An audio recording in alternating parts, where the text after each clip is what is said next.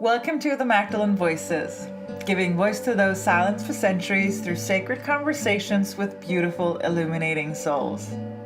I'm your host, spiritual business mentor, catalyst, and facilitator, Maria Estella.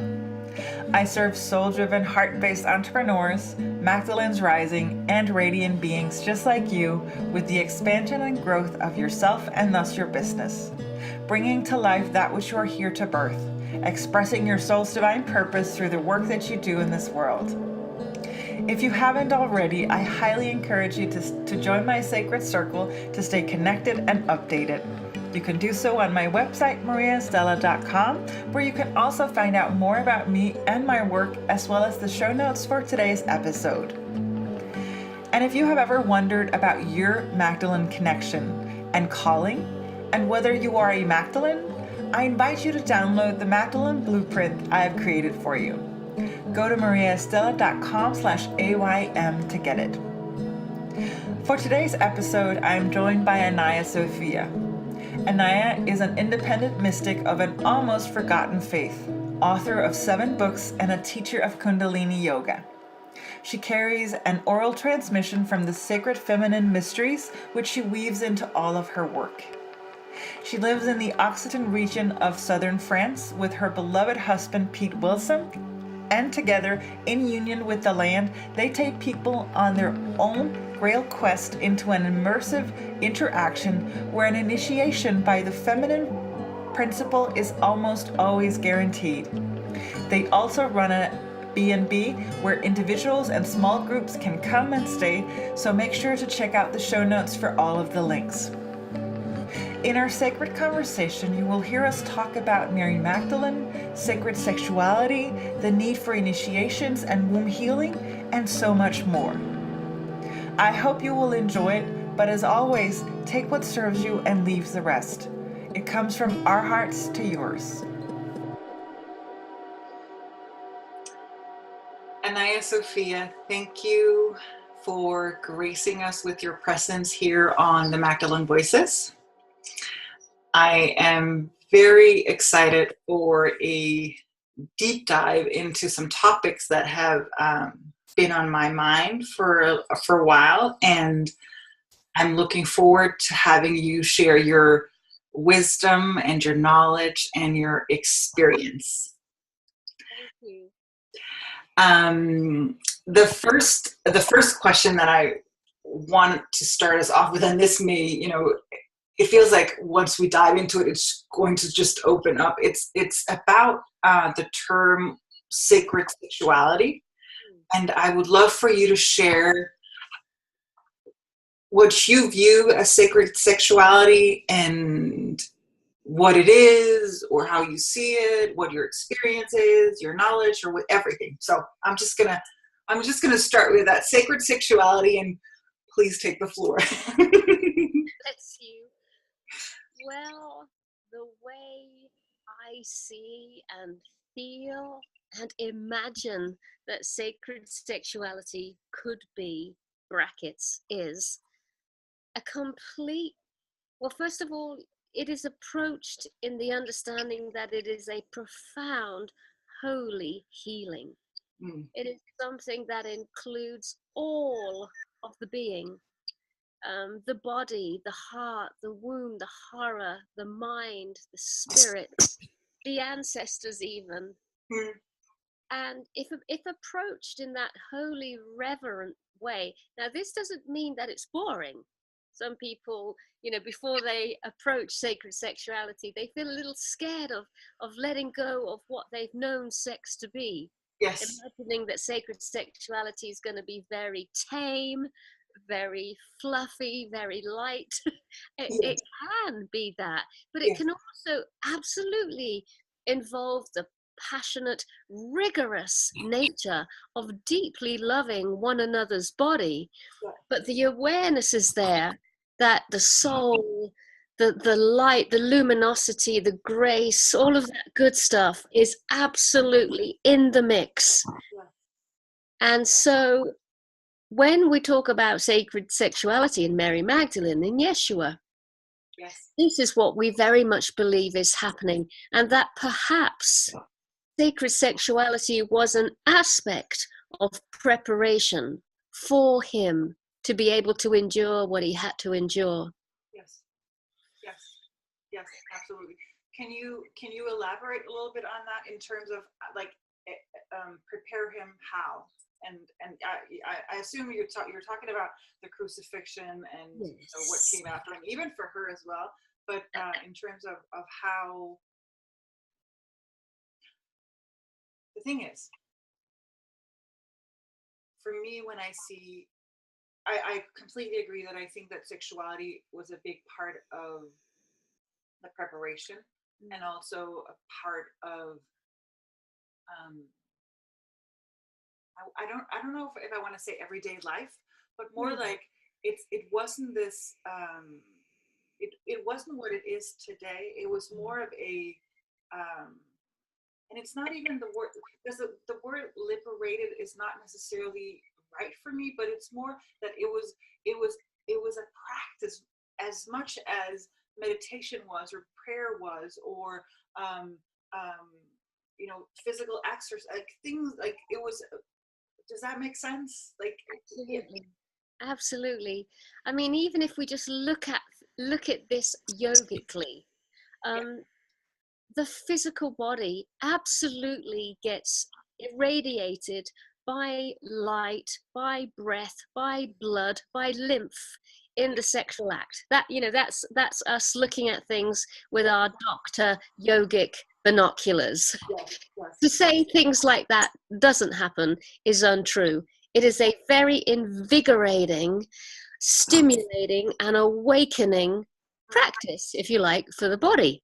yes, Now, if you bring in the full waves of love to people who aren't afraid to feel how deep that love could be, aren't protecting from getting hurt, definitely not playing some sort of cat and mouse game. So now you have the full heart also irradiating through one another's more than body and rest of existence. yes, Now, I'm pretty sure that those two would have absolutely been invoking prayer and the Holy Spirit to oversee, to bless, yes, guide. yes, So now we have a really big practice process going on. yeah, And they knew that. Mary knew that. That is my feeling. yes. In what She, way? I believe this was her wise women medicine. Yes, I believe whether she was a highly trained and esteemed priestess, or whether she was just a natural woman who was very close to yeah, the primordial rhythms of life, yeah, or both. She, body and preparation of body was her business. yes, This was innately woven into her being. yes, yes, and yes. You, I want to, because one of the things, that's the thing is, I for me, they came and, you know, we're here to help shift the paradigm and, you know, insert a new way of being and doing, and part of that was sexuality as well. But Mm, by but first of all, in making her a prostitute, quote unquote, and him a god of sorts and not man. yes. Basically, you cut them off from, you know, she's a whore and he's a god, so there's no sacredness in any of, well, there may be some for some in him being a god, but but but by taking his manhood away, by taking him, like, by stripping him of his humanity, I think it was a great disservice, and it got kind of a lost, but it's not lost because somehow we still have access to it, and I know that you have access to it, and from you access the lineage or the rituals or the and how do you, I was going to say, how do you know? That's not the right question, but how do you access that, whether you're as a couple or single? Like, how do you access your sacred sexuality? Well, it's a very now journey. Yes. It's very prevalent, and it's calling everyone to it, because I truly believe sex as we know it to be, sex that we see in the movies, sex that we read in the magazines, Yes. it's a kind of trap, keeping you held in a certain vibration or a certain exchange of intimacy, if there's any intimacy at all. Yes. So it's actually a little bit of a red herring. Yes. The suggestion to carry on in that way isn't going to lead to anything. And if we haven't realized this by now, I'm nearly 50, it's really apparent.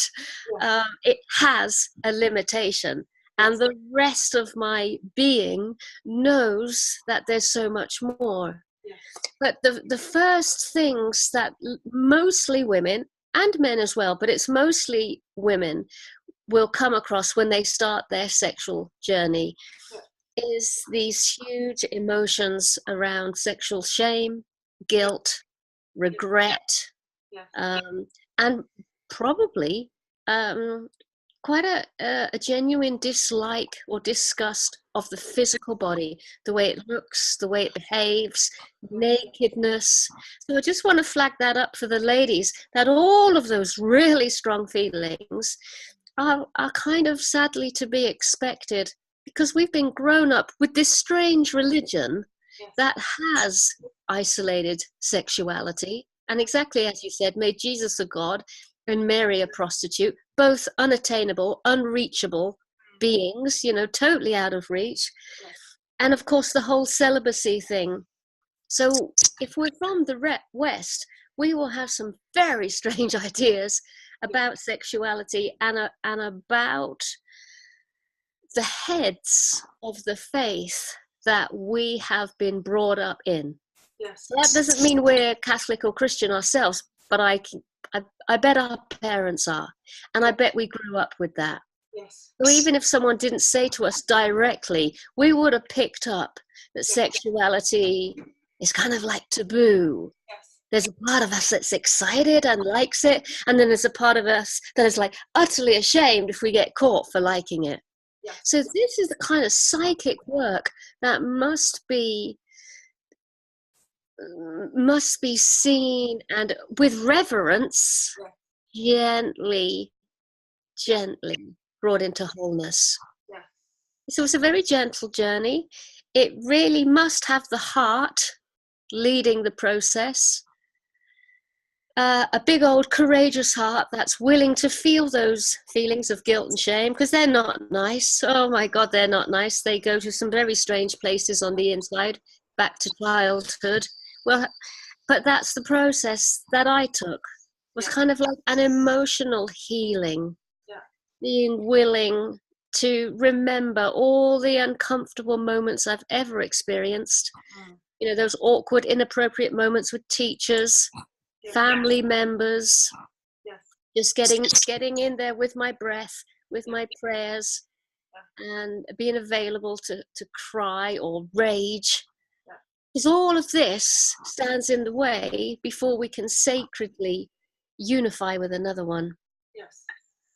It's so beautiful, and I think what you're describing, it's there's really no way, and that's what I like to say, there's no way around it. It's through it. So you can't do the healing without moving through it. And as you were speaking, I was seeing all of these moments even within my own life, like where all of the emotions you were mentioning, everything, I felt that, and I felt that, and I feel that. So I see it.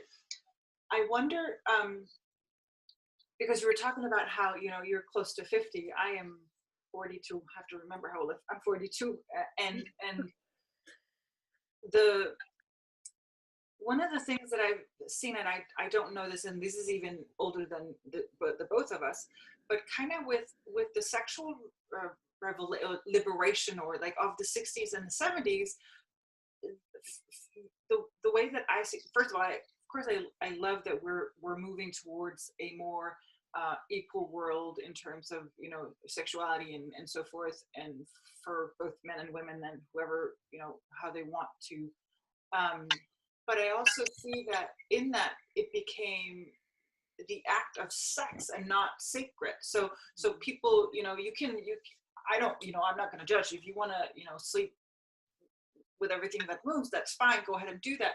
But the way that I see it, that for me doesn't speak sacredness or sacred sexuality. So is there a step where it's like first you realize that you're liberated, and then you screw everything on two legs, and then there's an awakening, like it seems like there's layers or steps or unveilings in this, or initiations even, if that's the right word. What do you see in terms of that, in terms of the sexual liberation that happened in the 60s and the 70s, and then? Well, I feel it all depends on where you are when you start this process of awakening your deeper understandings of sexuality. If you have been a withdrawn or suppressed man or woman, then it would probably be a good idea for you to dare to come forward and be a little bit more adventurous. And to learn a few things. Like, no way, is that possible? Wow.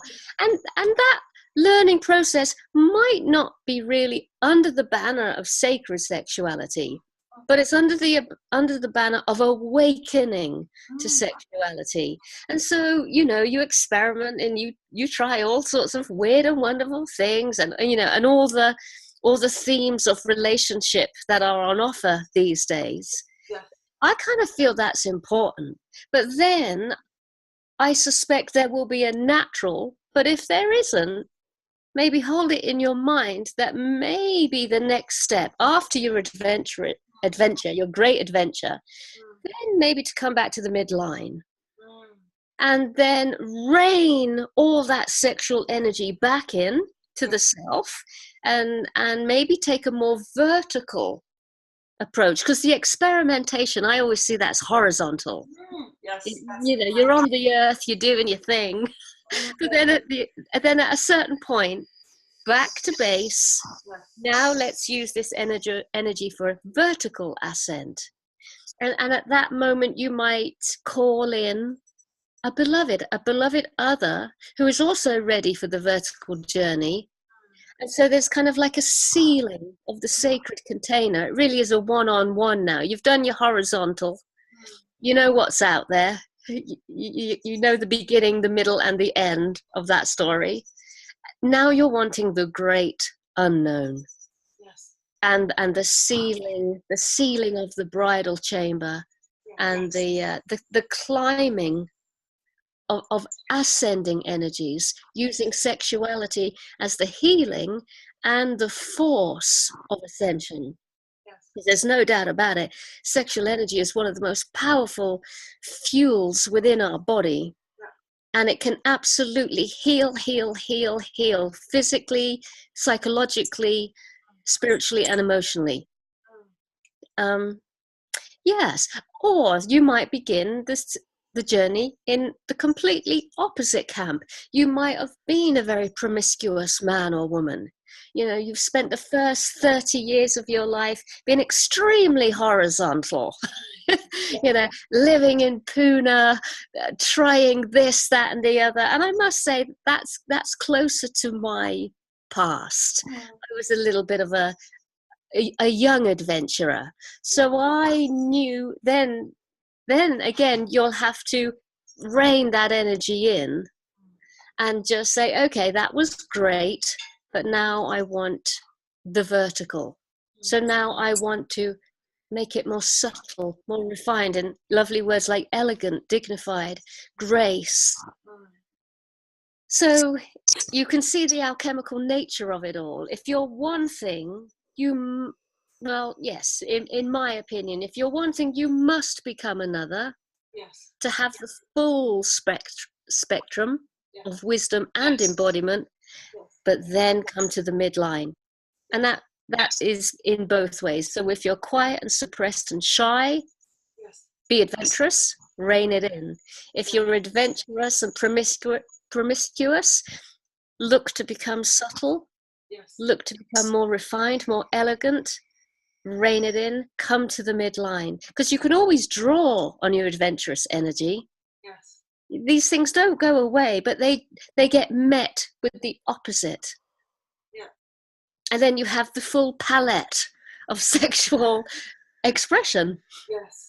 I love the there's a gentleness and a wholeness to what you're to what you were describing. I love how it's in, you know, it's encompassing both without any judgment or denial, but it's more of a dancer and integration. That's so beautiful. One of the things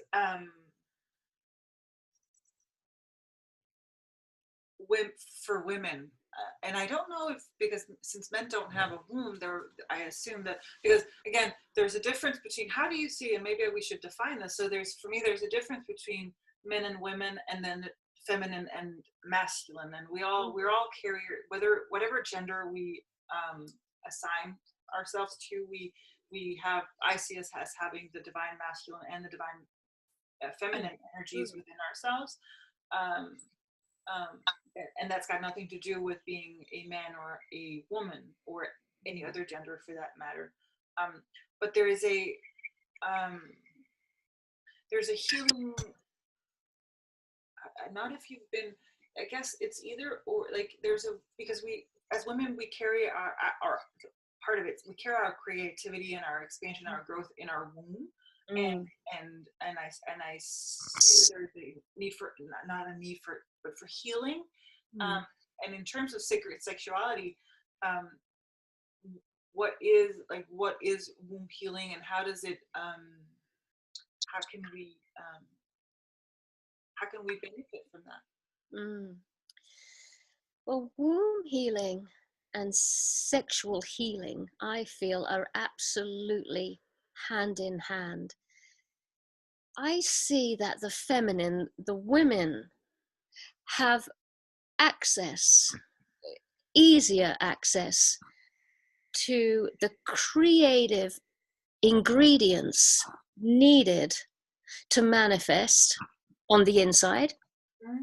And she absolutely just has this knack of being able to gather physical resources on the outside. That's kind of like one of woman's greatest gifts. Yes. She is the resourcer. She can pull and draw into her womb, invisibly and visibly, every ingredient, everything that is needed to manifest. So step number one, Western woman kind of first needs to realize this with her mind, that this is possible. And of course, she's going to come up against unworthiness, doubt, confusion, because none of this stuff has been taught. Whereas masculine, he has the ability to bring through a very still and steady architecture of what it is to manifest. What is this we're creating together? See, us ladies, we can have a fabulous idea, and then it's gone. And then we'll have another one, and then it's gone. Yes.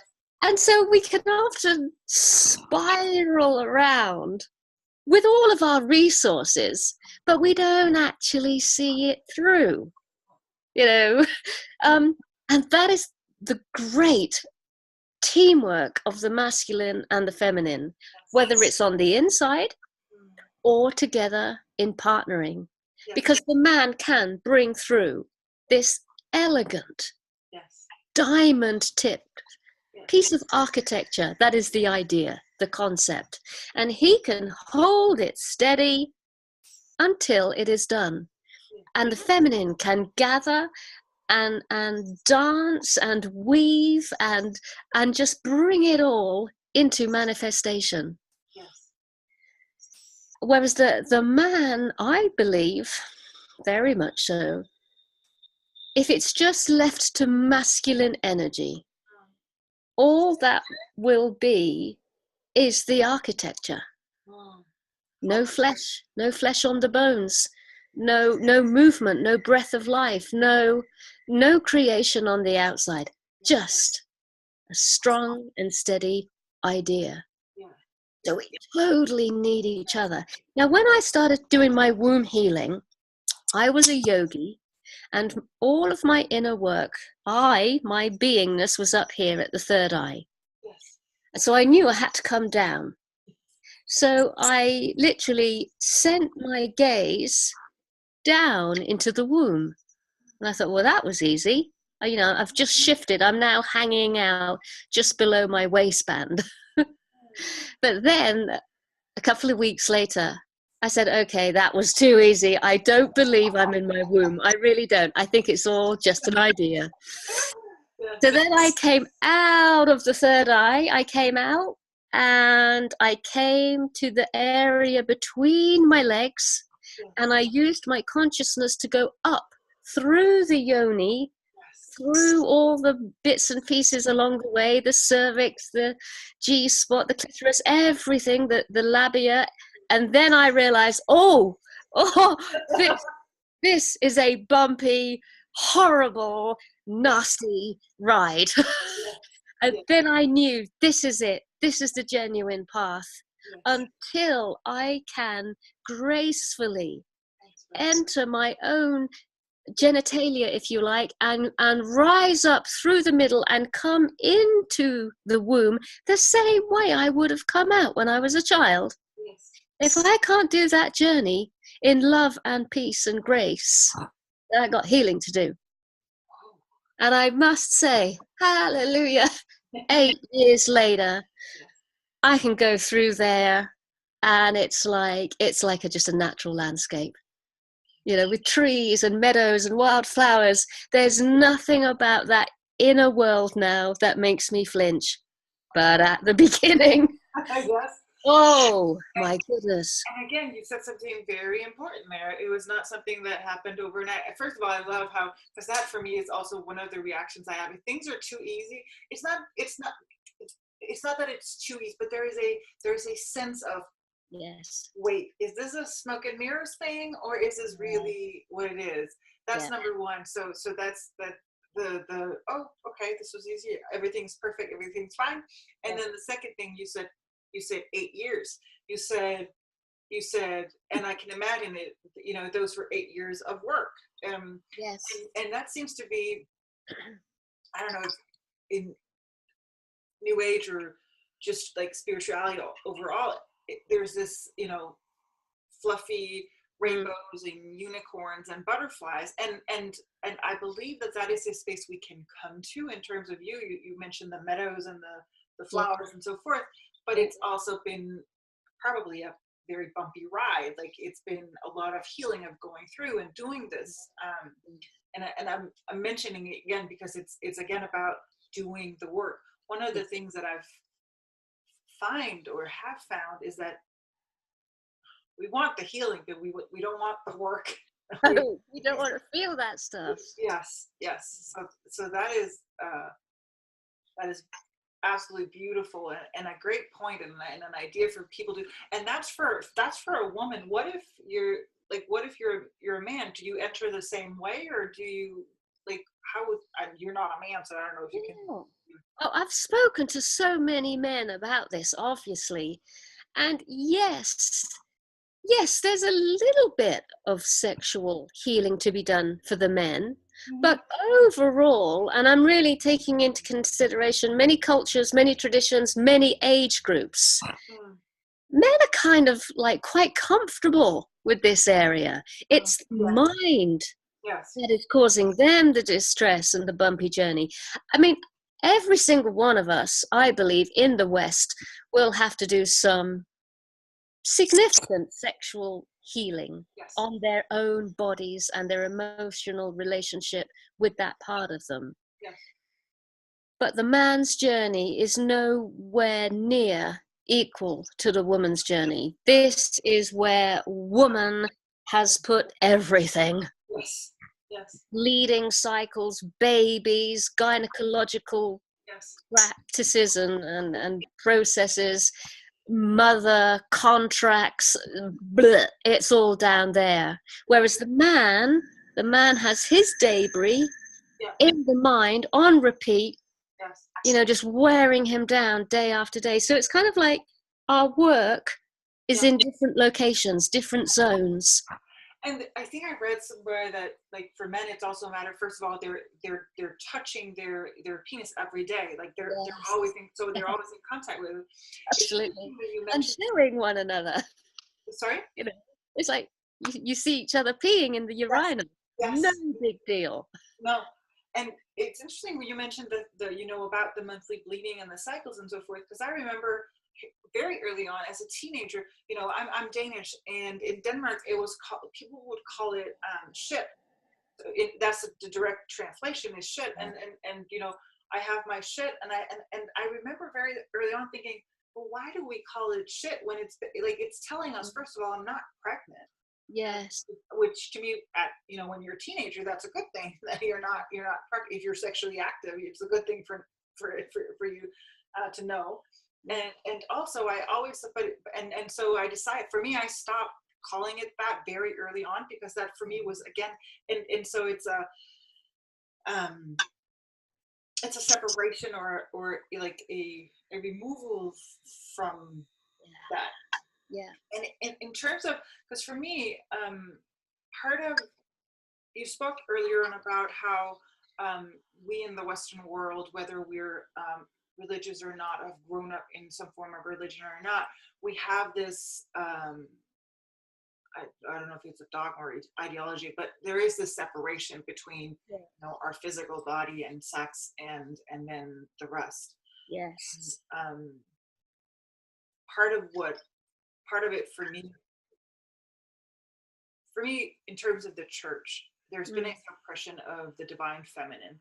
And for me, the suppression of the divine feminine has not only hurt women, but has hurt men as well. Whether no matter what your sexuality is, you can be, gay or straight or, bisexual or whatever you have. I see it as, because men have not been taught or allowed to have that contact. Again, it becomes very hollow. The what you mentioned before, when the divine masculine builds the structure, then she fills it out. And so I see men as having been, quote unquote, I don't like the word victims, but as much, yes, most definitely, as whereas women, it's been on both the external plane as well as the internal plane. Yes. But I also love how when I say she's found her way back. Like, I know you're living in southern France. You're smack in the middle of where she was, Mary Magdalene was said to reach the shores after being cast out of Jerusalem. And when did she begin showing? Like, when did you realize that it was her? Like, when did you go into the I don't want to say Christian side, because it's not. I don't see her as a Christian. She was probably something else. But when did she begin showing up for you? Like how did you, like, oh, hello? How did she begin showing up for you? Well, if I can just go back to what you were saying about men being also part of this great devastation, and then we'll come forward to that bit, because this is important for me.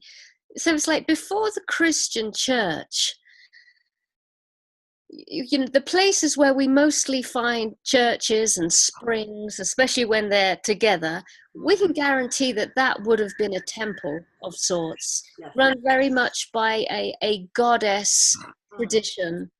And in those beautiful times, there were sacred priestesses. And if you can really imagine, and it might take a great stretch of the imagination, that these practices, the temple and the temple priestesses were absolutely holy women. In my mind, they actually glow with gorgeous golden heart energy. And they would take people into their arms, whether they be man, woman, girl, or boy. And they would use the whole of their body in the most holy and appropriate ways to help with childbirth, dying, men coming back from the war, women going through some sort of depression, menopause, menstrual cycles, something, loss of a loved one.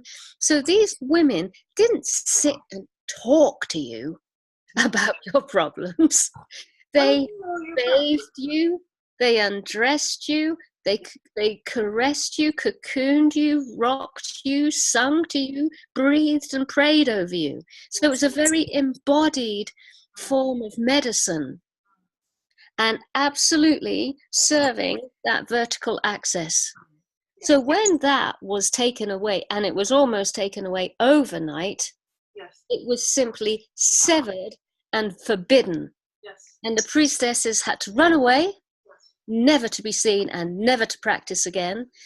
Now, according to men, they have now lost their pathway to the heavens, to the holy, to the divine. Without those priestesses and temple, where the heck do they go? Where do they go when they're battle weary, psychologically fragmented because of some harsh and long drawn out war? You see what I mean? And so slowly this dark cloud came to us all without that beautiful feminine, wise escort ship to the lap of the divine. And then lo and behold, along comes another religion, patriarchal in its core values, and the figurehead is a god, and the woman, she's a prostitute. Yeah. So yes, that's why it really, the loss of the sacred feminine has absolutely terribly impacted man as well. But then when did I first meet Mary Magdalene? Well, it was 1998, and I was sat on a beach just outside Brighton in the UK. Seriously, I was journaling away in my diary. Up until that point, I'd always been talking to Jesus, Yeshua, kind of in a Christian way, I suppose, but I didn't like going to church. So I kind of liked Jesus in my way. Oh, I loved Jesus in my way. And it was all on the inside. So it didn't involve religious study, didn't involve the church. I wasn't a Catholic, so I never went through all of those things you do when you're a Catholic. I found him my way. And for some bizarre reason, I'm writing away in my diary, and I can see and hear him, and then in comes a woman's voice, and she actually said, "Come to me. You will find me in the south of France." I knew nothing about Saint Marie de la Mer or Saint Baume. I knew nothing of the Magdalene sites. All I knew was I can hear a female voice at that same vibration as Yeshua saying, "Come to me in the south of France." Days, maybe a week later, I had an invitation to host a yoga retreat in the south of France, where I live now. And I knew the two were this. Okay, here we go. This is what that voice was pointing towards, and that really was that. Isn't it beautiful how, because I feel as though that he is, and I had a very vivid, it's because I was going through some frustration or irritation with the church. Denmark is not a Catholic country, we're Protestants, and there are churches everywhere, and I was feeling frustrated with how the church was built upon him. And he said to me, I was driving by a church and he said, but this is the way that people know of me. Like, this is how, because all across the, everybody knows who Yeshua was or is or whatever. And what I've found through my journey is that it's, and again, speaking to Magdalene's all across the globe, is there seems to be the starting point, but there's always a point where he invites her in. There's always some point when we're ready, I suppose. Then she gets invited to the table as well, and then we're like, we just thought it was about Yeshua, and then all of a sudden she's there, and we're like, I call it the unveiling, because it's like, or there's an unveiling of sorts where you were now ready to see.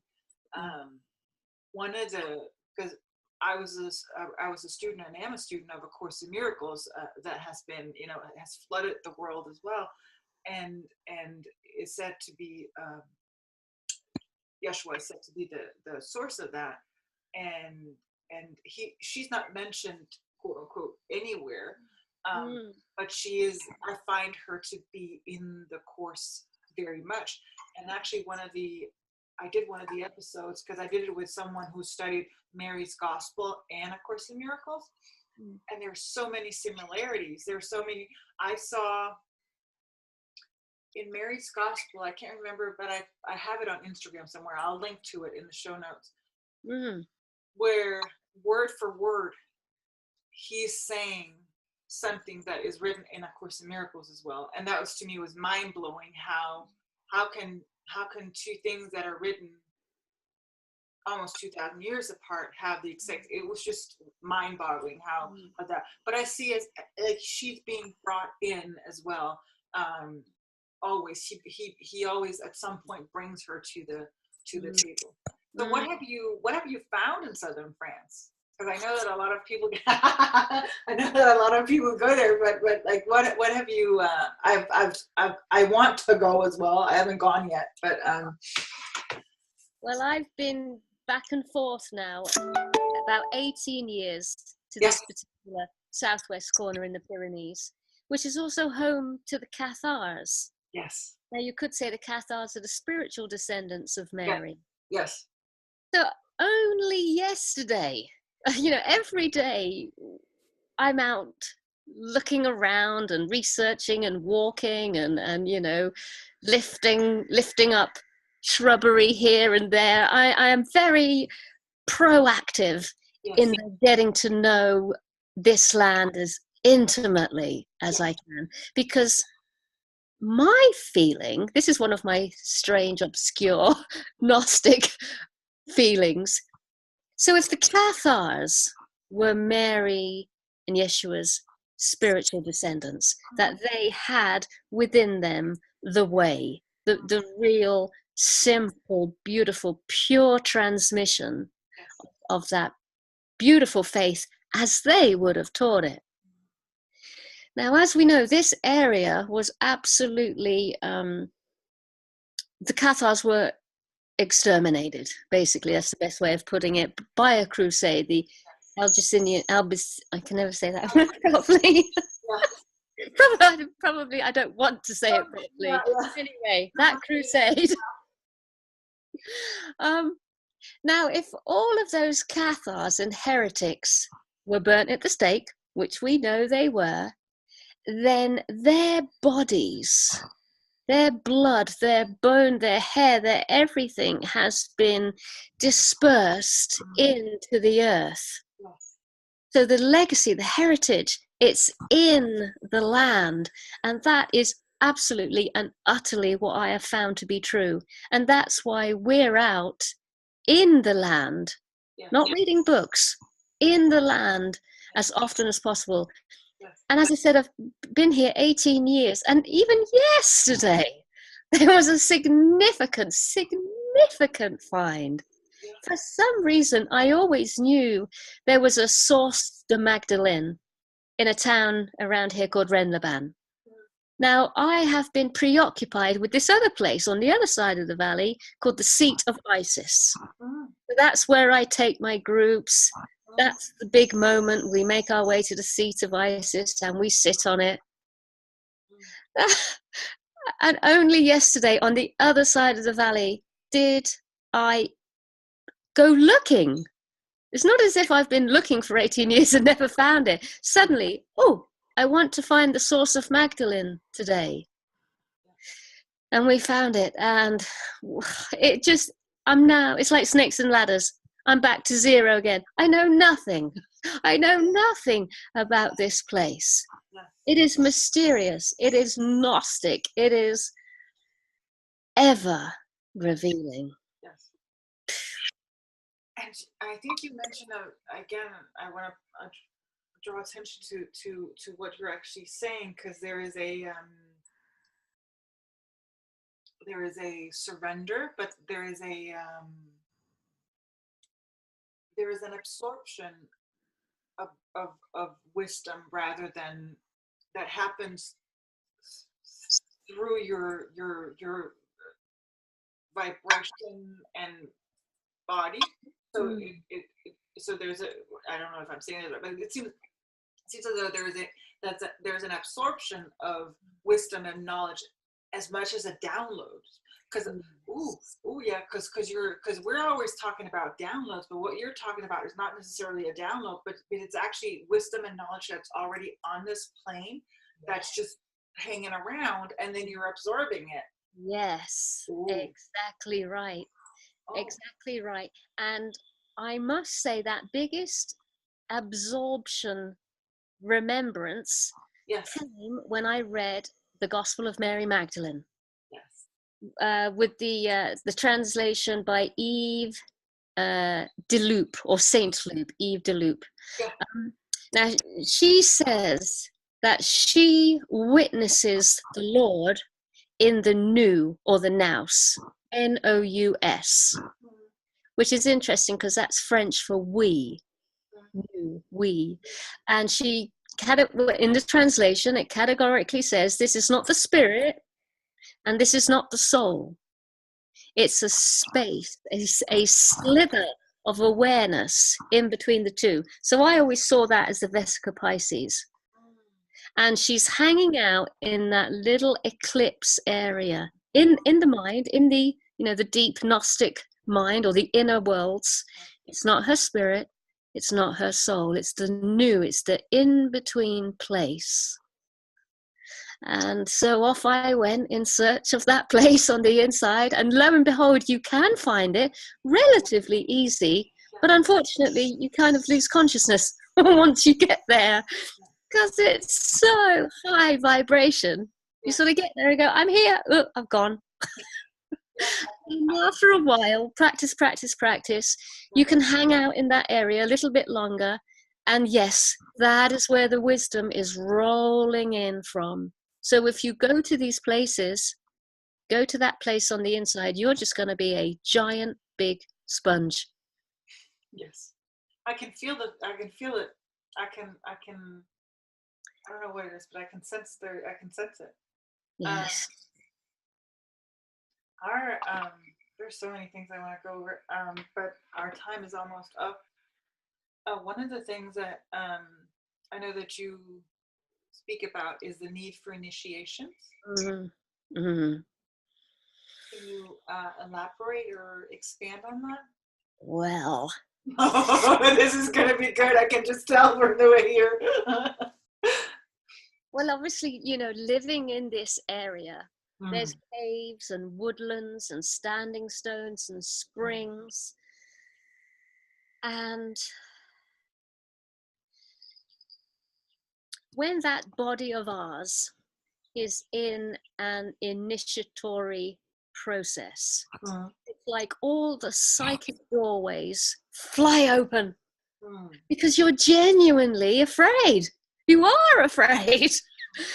And you need to be afraid, but it's not fear as in, I can't do this. It's afraid as in, oh my God, this is the unknown. I have no clue what's going to happen next. Okay, I surrender. And in that moment of intensity, not only is it the chakras, it's more than that. It's everything.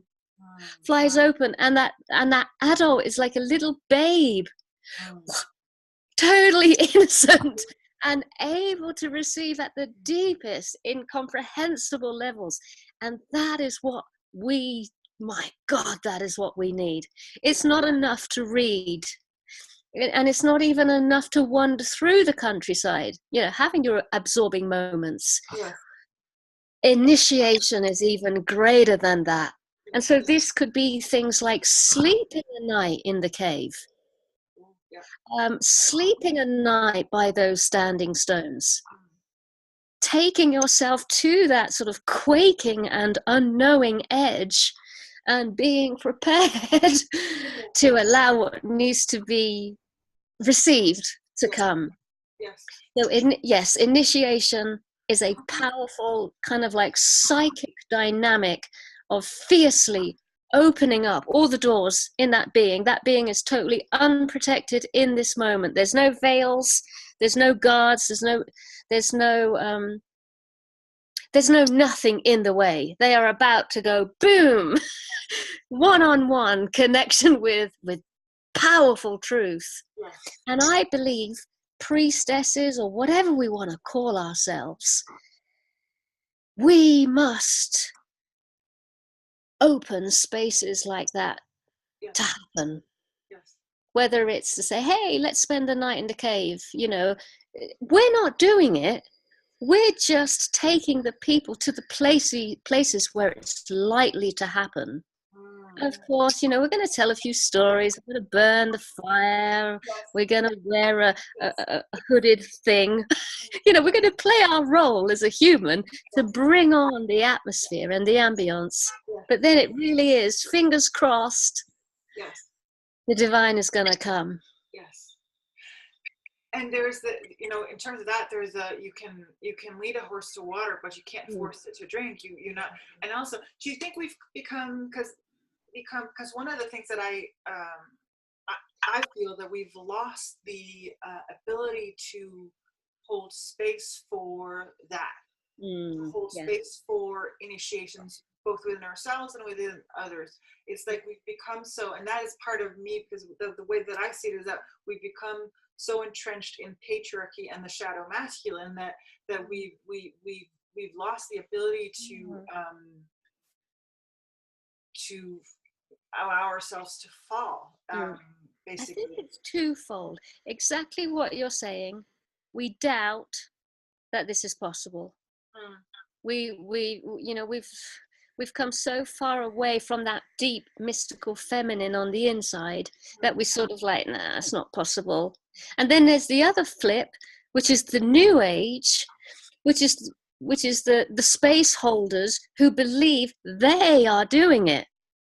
So they do a big song and dance about, I'm going to channel this and I'm going to bring it into the room and everyone's going to have a powerful experience.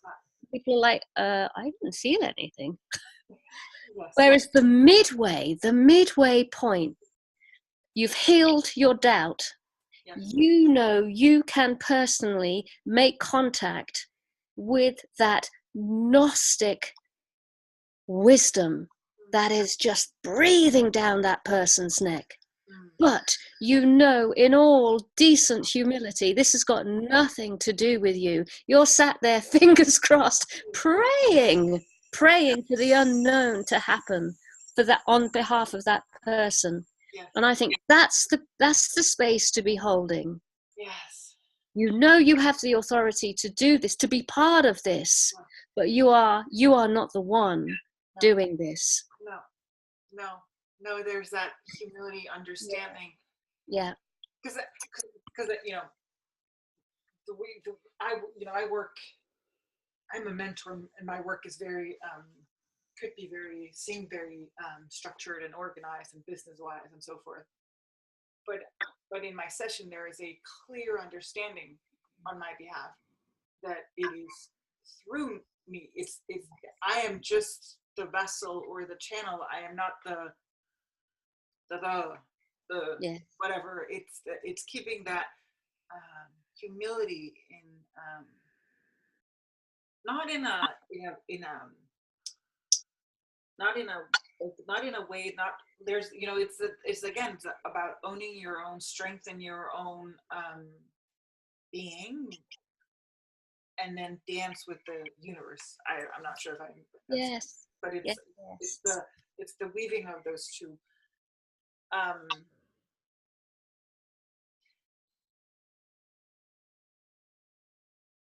where do you think we're going now? If we're going anywhere, I don't know. Well, I personally cannot deny the velocity and speed and absoluteness of tremendous and quantified, if that's such a word, change and transformation. We're all in, all of us.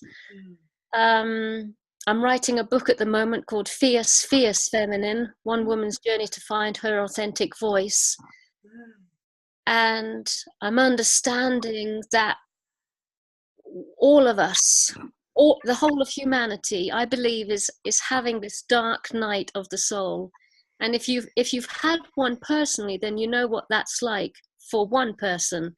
Never tried it, never did it, not interested in doing it again. I'm just kidding. Yes. But I can't help feeling we're all going through the dark night of the soul, and there is a genuine, I'm not sure we're going to come out the other side. But to make peace with that.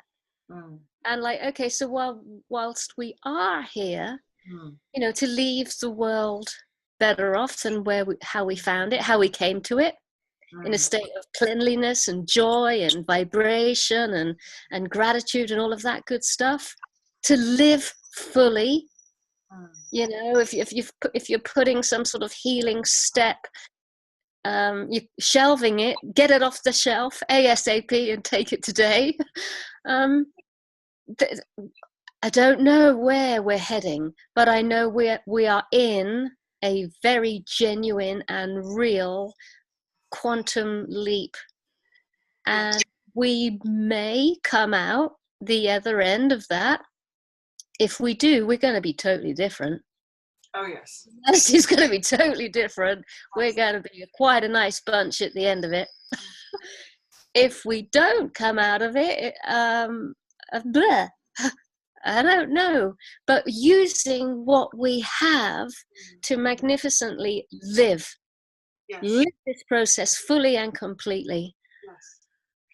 And if we don't, the thing is, if we don't come out of it, and this is the way I see it. If we don't come out of it, it's a cleanse. It's like it's a fire. It's a Kali energy. It's a burning clean of everything. Then everything will be wiped, so that it can rise. Yes, that's the way I view a dark night of the soul, is how. Yes. Having gone through one very long one. Yeah. Felt like forever. There is that when it's the darkest, there's also a surrender, but it's a I now understand, for me personally, and that's the way when you talk about the world, is that it had to burn away everything. Yeah. Because you cannot build a house on sand. You have to build it on solid ground. Yes.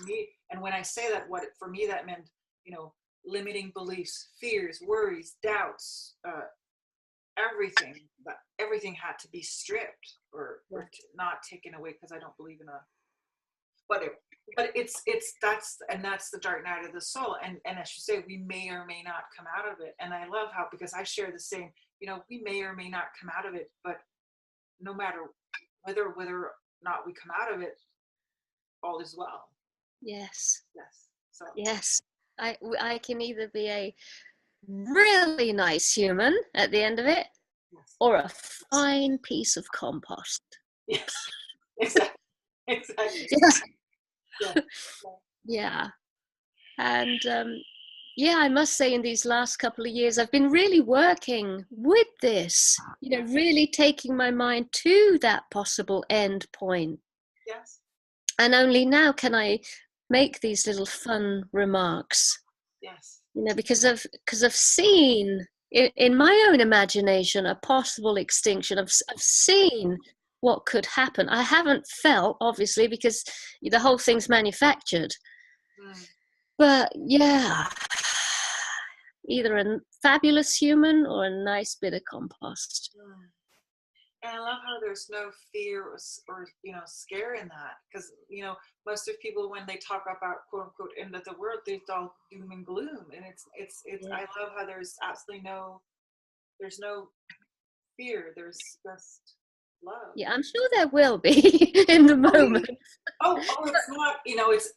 I'm not saying that to say that it's going to be like the process. No, I'm not talking about the process. Will be crap. We know that that's not going to be funny in any way, shape, or form. Everything's going to be revolting. There's going to be chaos and so forth. But to come to peace with the understanding that I can either be compost or a fine piece of human is a very, I don't want to say nice, but it's a peaceful way. Yes. Yeah. It feels peaceful. It feels healthy. It feels honest. Yes. There really is this great big question mark. Yes. True. Yeah. And we could go on. But I want to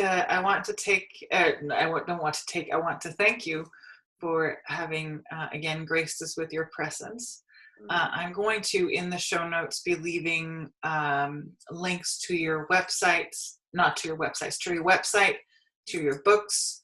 And I know that you do you do retreats, and you have an Airbnb, and there's a whole lot of things. And I'm going to make sure that I include everything in the show notes. So I just want to let people know, whether they're watching or listening, that they can go to the show notes and they will find everything there. Are we complete, or do you have any last remarks that you want to get off your chest? No, I feel complete. But I do want to say, God, I hope you make it to France. I will. I actually have been. I do. So you. Yes. I will. I will come by. Wonderful. Yes. So thank you for your time, and God bless. Yeah, you too. Peace be with you. Thank you. That is what we have for you in today's episode of the Magdalene Voices. I hope it served you well. If you are listening to this via podcast, know that you can go to my website, mariaestela.com. That's mariaestela.com for all of the deeds and the details. Finally, I hope you will take a moment to either leave us a comment or review and share it with your friends on social media. God bless.